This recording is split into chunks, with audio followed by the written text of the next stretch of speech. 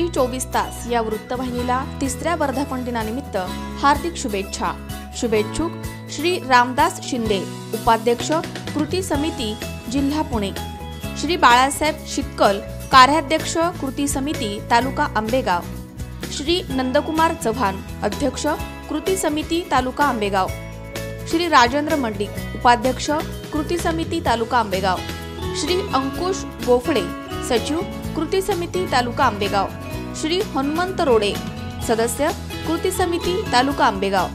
श्री रामदास रोडे, युवाध्यक्ष कृती समिती तालुका आंबेगाव आणि अखिल महाराष्ट्र बेरड बेडर रामोशी समाज कृती समिती आंबेगाव तालुका आणि पुणे जिल्हा उपाध्यक्ष